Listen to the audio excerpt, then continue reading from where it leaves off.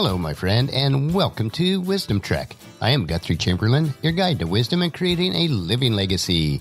Thank you for joining us for our 5-day-per-week wisdom and legacy building podcast. This is day 796 of our trek, and it is Wisdom Wednesday. We continue this Wednesday to explore our trek of interpreting life through a biblical worldview. As a Christ follower, it is important to view all situations and events in life through the lens of the Bible. That is a view of the world that is aligned with what the Bible teaches. We are exploring current issues that will impact our world and society and comparing them through the lens of the Bible, instead the lens of society, culture, modern media, or even social media. I do not desire to tell you what to think, but to teach you how to think, so that you'll be able to filter the current issues and events through your biblical worldview. I may explore opposing views and challenge you to think. You may not always agree with my view, and that is okay. I am open to any comments that you may have on the subjects that we explore. We are broadcasting from our studios at the Big House in Marietta, Ohio. The past few weeks we've discussed that a biblical worldview should incorporate within it the sanctity of all human life. My personal biblical worldview includes a strong conviction and belief that all life is precious regardless of whether it is an unborn child or someone who, through advanced age, illness, or accident, may be nearing the end of their lives, or at least being severely restricted in life. One reason our modern society devalues life for certain segments of our society is that we have a warped view of God's love for us, our love for God, our love for others, and our love for ourselves.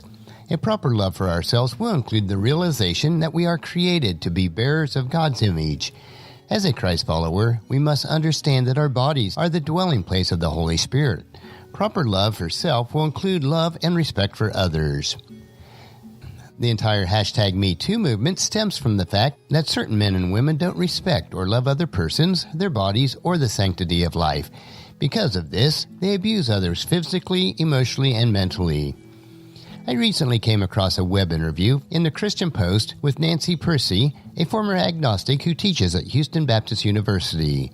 Nancy recently published a book titled Love Thy Body, Answering Hard Questions About Life and Sexuality. For this week and next, I will share some of the insights from this interview as it closely aligns with my biblical worldview on the core concepts about the sanctity of life.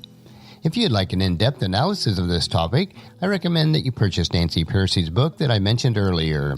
So our topic for today is the sanctity of life, loving yourself. Arguably, no subject divides America and most of the Western world more passionately than what it means to be a human being, especially when it comes to sexuality, identity, and the body. What lies between the bitter cultural squabbles over physician-assisted suicide, abortion, same-sex marriage, and transgenderism is a secularist ideology that wages war against the human body. Pearcey, who The Economist describes as America's preeminent evangelical Protestant female intellectual, stresses in the book's introduction, we live in a moral wasteland where human beings are desperately seeking answers to hard questions about life and sexuality. But there is hope. In the wasteland, we can cultivate a garden. We can discover a biblical worldview of reality-based morality that expresses a positive, life-affirming view of the human person, one that is more inspiring, more appealing, and more liberating than the secular worldview. Human life and sexuality has become the watershed moral issue of our age.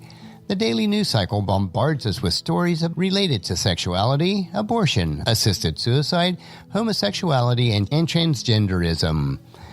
A secular orthodoxy is being imposed through virtually all the major social institutions, academia, media, public schools, Hollywood, private corporations, and even the law. In Pearcey's book, Love Thy Body, she moves beyond the trendy slogans to uncover a worldview that drives the secular ethics. As a former agnostic, she gives an insider's roadmap to postmodern moral theories, showing how they devalue the human being and destroy human rights. While to some people, assisted suicide seems like a compassionate course when someone has lost cognitive or physical capability through illness or accident. We explored this topic on our last Wisdom Wednesday episode. Assisted suicide is a good example how secular ethics devalues human beings. Bioethicists defend assisted suicide by proposing a distinction between being biologically human and being a person. If you lose a certain level of cognitive awareness, so the argument goes, then you are no longer a person that is fit to live, even though you are obviously still human. With a secular worldview, you can be unplugged from life-sustaining equipment, your treatment can be withheld, your food or water can be discontinued, and your organs can be harvested. The implication is that being a human no longer guarantees human rights. As per se writes, the call to love your body is a call to consider this drastic devaluation of human life. A biblical worldview says that all humans are persons and are worthy of dignity and rights. It holds to the sanctity of all human life. Another topic that has come to light recently is the casualness of physical relationships with someone who is not your spouse. In some circles, the hookup culture is now broadly criticized in light of the #MeToo movement. The sad fact remains, though, that there is little conscious effort or movement to change this based on biblical morality. The hookup culture rests in the same devaluation of the body. The assumption is that sex is purely a recreational activity cut off from the whole person, without any hint of love or emotional attachment. Young people know this script all too well. In her book, Percy includes poignant quotes from college students like Alicia, who says, "Hookups are very scripted. You learn to turn off everything except your body and make yourself emotionally invulnerable." And a senior named Stephanie chimes in, "It's body first, personality second." The stereotype is that men are happy with this hookup culture, but a British singer, Sam Smith, in Stay With Me, sings about the pain and emptiness a guy feels after a one-night stand.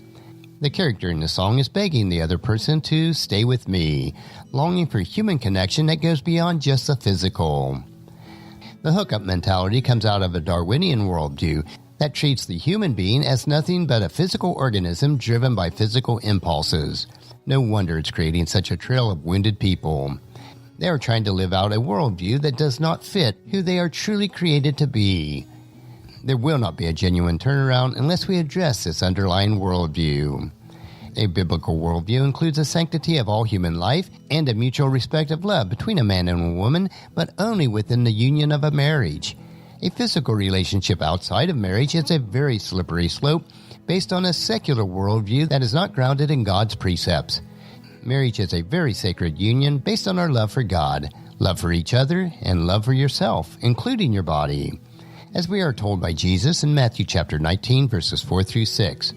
"Haven't you read the scriptures?" Jesus replied. "They record that from the beginning God made them male and female. And he said, this explains why a man leaves his father and mother and is joined to his wife, and the two are united into one. Since they are no longer two, but one, let no man split apart what God has joined together."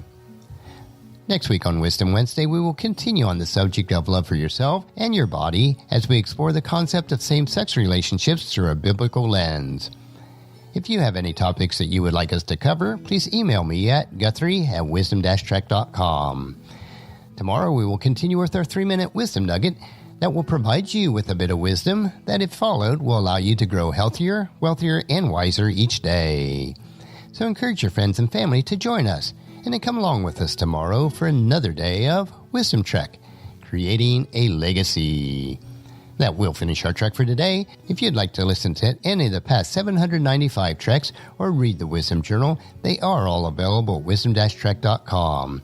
You can also subscribe to iTunes or Google Play so that each day's trek will be downloaded to you automatically. And thank you so much for allowing me to be your guide, your mentor, but most importantly, I am your friend as I serve you through the Wisdom Trek podcast and journal. As we take this trek of life together, let us always live abundantly, love unconditionally, listen intentionally, learn continuously, lend to others generously, lead with integrity, and then leave a living legacy each day. I am Guthrie Chamberlain, reminding you to keep moving forward, enjoy your journey, and then create a great day every day. See you tomorrow.